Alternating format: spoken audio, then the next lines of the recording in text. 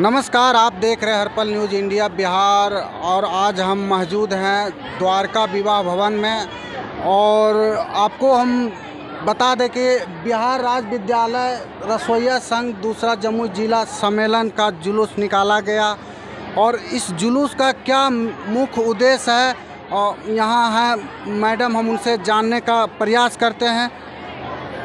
नमस्कार मैडम, जी नमस्कार। अपना परिचय। सरोज चौबे, महासचिव बिहार राज्य विद्यालय रसोइया संघ एक्टो। ये रसोइया संघ का क्या मुख्य उद्देश्य है जो आप लोग आज रैली निकाले हैं? देखिए, बिहार राज्य विद्यालय रसोइया संघ 2015 में बना है और तब से पूरे बिहार में वो रसोइयों के हक अधिकार के लिए संघर्ष कर रहा है। और हमने बड़ी बड़ी रैलियां निकाली, 3 दिन का अनशन किया। तो उस समय पहले 1000 रसोइयों को मानदेय मिलता था, फिर 250 बढ़ा तो 1250 हुआ, और 4 लाख रुपया उनके मरने पर अनुग्रह अनुदान की घोषणा हुई। इसके बाद फिर हमने 2018 में 40 दिन की हड़ताल की, तो फिर 250 बढ़ा। इसके बाद चुनाव के समय 150 रुपया बढ़ा। और उनके मानदेय बढ़ाने के संघर्ष के अलावा हम विद्यालयों में उनके ऊपर जो दमन उत्पीड़न होते हैं उनके खिलाफ भी संघर्ष करते हैं। पहले उनका पैसा खाते में नहीं जाता था, लेकिन जब से हम लोगों ने संघर्ष किया तो पैसा उनके खाते में जाने लगा, उनको चयन पत्र मिलने लगा।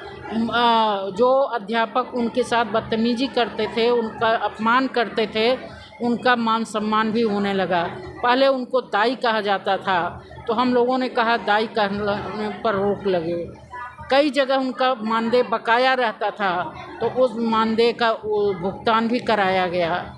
अभी भी बहुत सारी समस्याएं बाकी हैं। सबसे बड़ी चीज़ है कि हम मांग करते हैं कि रसोइयों को सरकारी कर्मचारी का दर्जा दिया जाए।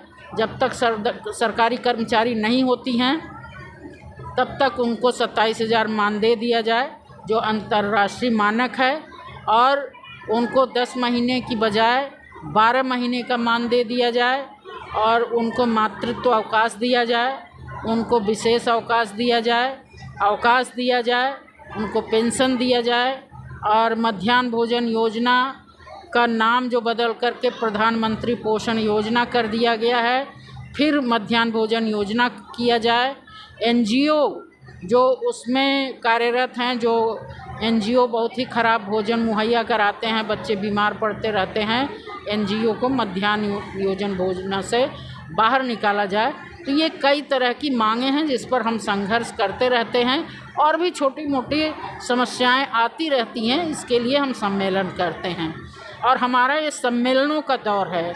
जमुई का दूसरा सम्मेलन है, और भी कई ज़िलों में हमने सम्मेलन किया है, मेंबरशिप चल रही है। 13 अगस्त को हम अपना राज्य सम्मेलन पटना में करेंगे, और राष्ट्रीय सम्मेलन 9-10 सितंबर को पटना में ही होगा, जिसमें रसोइया भी होंगी, आशा भी होंगी, आंगनबाड़ी भी होंगी। सब मिला करके all India scheme workers federation का पहला सम्मेलन पटना में होगा। क्या लगता है इस रैली से वेतन आगे देखिए, ये सरकार जो नरेंद्र मोदी की सरकार है, मध्याह्न भोजन योजना ये केंद्र की योजना है, जिसमें 1000 जब मिलता था तो 600 रुपया केंद्र का था और 400 रुपया राज्य का था। लेकिन जब से केंद्र सरकार आई है, उसने 1 पैसा भी नहीं बढ़ाया। जो भी पैसा बढ़ाया गया वो राज्य सरकार के जरिए बढ़ाया गया। तो जो केंद्र में मोदी सरकार है वो तो मजदूर विरोधी है।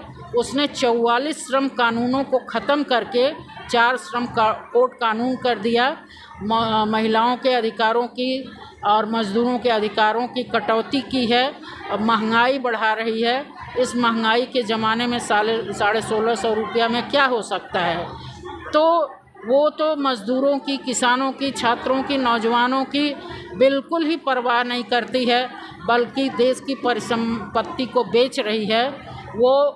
उसने तमाम किस्म के जो उद्योग धंधे थे, जो सार्वजनिक संस्थान थे, जो हवाई अड्डा था, जो रेलवे प्लेटफार्म था, सब कुछ बेच करके अंबानी अडानी के हाथ में सौंप दिया।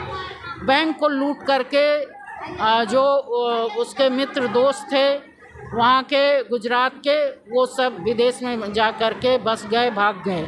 तो इस तरह की लुटेरी सरकार है, इस तरह की बांटने वाली सरकार है। हिंदू मुस्लिम करके समस्याओं का समाधान नहीं करती है। जीएसटी टैक्स लगा करके खाने का सामान महंगा कर दिया है। हिंदू मुस्लिम करके समस्याओं पर से लोगों का ध्यान भटकाती है और मॉब लिंचिंग करवाती है। तो इसी तरह से जो भावनात्मक मुद्दे हैं उसी को उभार करके वो आगे बढ़ रही है। तो ये केंद्र सरकार लागू तो अभी तक नहीं कर रही है, लेकिन उम्मीद में ही संघर्ष किए जाते हैं। जैसे पत्थर पर रस्सी आते जाते निशान पड़ जाता है।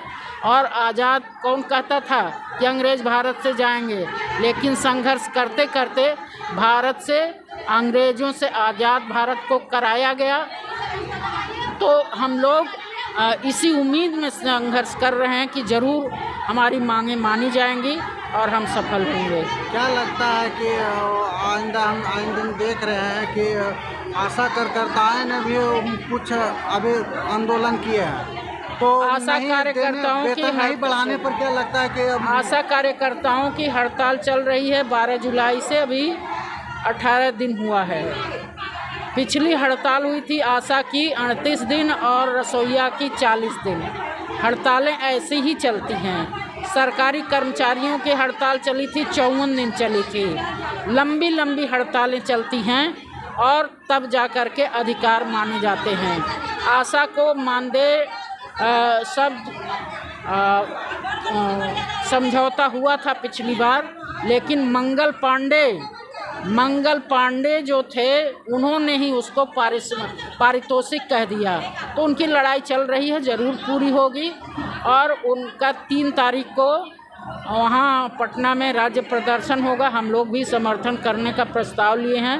राज्य भर में हम भी मुख्यमंत्री के नाम ज्ञापन देंगे।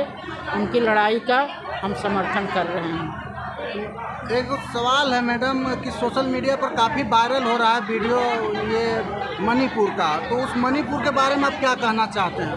देखिए, जो केंद्र सरकार है वो कहती है बेटी बचाओ बेटी पढ़ाओ, लेकिन उसको बेटियों की बिल्कुल चिंता नहीं है। मणिपुर को उसने 3 भाग में बांट दिया है। मणिपुर और अन्य 6 राज्य वहाँ 7 सिस्टर के नाम से जाने जाते थे। वहाँ मिलजुल करके लोग रहते थे। तो मणिपुर में मैतेई, कुकी और ईसाई तीनों एक साथ मिलकर रहते थे।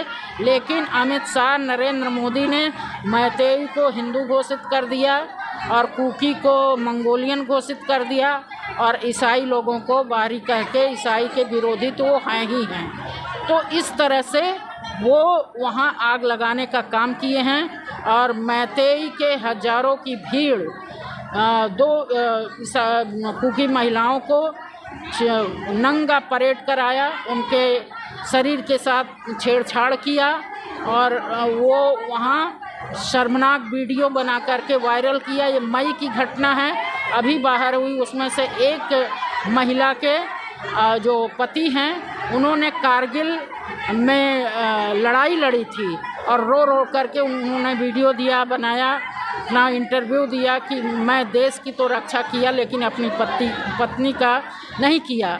कि नरेंद्र मोदी, अमित शाह मिल करके वहाँ पूरे नॉर्थ ईस्ट को जला रहे हैं। ये पूरे देश को जलाते हैं और इसके ज़रिए अपनी गद्दी सुरक्षित करते हैं। ये देखा जा रहा है वीडियो पर काफ़ी तेज़ी से वायरल हो रहा है। बाबा धीरेन्द्र नाथ जो हैं मणिपुर के बारे में कुछ ऐसा बोले हैं कि मंगलसूत्र और सिंदूर नहीं करने से ये प्लॉट खाली है। इन पर आप क्या कहना चाहेंगे, महिला के बारे में जो बाबा बोले हैं? देखिए, ये जो हिंदू धर्म के तथाकथित ठेकेदार हैं, ये लोग जो है इसी तरह का महिला विरोधी बयान देते हैं और एक तरह से कोई रहता नहीं है और महिलाओं की मर्जी कि वो क्या करेंगी नहीं करेंगी। इसका ये मतलब कि किसी को लाइसेंस नहीं मिल जाता है कि उनके शरीर के साथ खिलवाड़ करें और उनको इस तरह का अपमान करें। तो इस तरह के धर्म के ठेकेदार, इनको बीजेपी आगे करके देश में महिलाओं का अपमान करती है और इनको लेकर के अपनी गद्दी सुनिश्चित करती है। ऐसे बाबा लोग, आज कई बाबा लोग, आसाराम बापू, राम रहीम लोग जैसे लोग जेल खट रहे हैं और ये भी आगे इनका जब पोल खुलेगी तो ये भी जेल जाएंगी। और महिलाओं का सम्मान करना सीखना चाहिए इन लोगों को। ये महिलाओं को गुमराह करके अपना भक्त बनाते हैं, लेकिन उनका शोषण करते हैं। इस तरह के बाबाओं की बात को बहुत तवज्जो नहीं देनी चाहिए। में दम नहीं, जिंदाबाद। रसोइया को सरकारी कर्मचारी का दर्जा देना होगा। इनकलाब जिंदाबाद। रसोइया को सरकारी कर्मचारी का दर्जा देना होगा। आशा कर्मी का संघर्ष जिंदाबाद। आशा कर्मी का संघर्ष जिंदाबाद।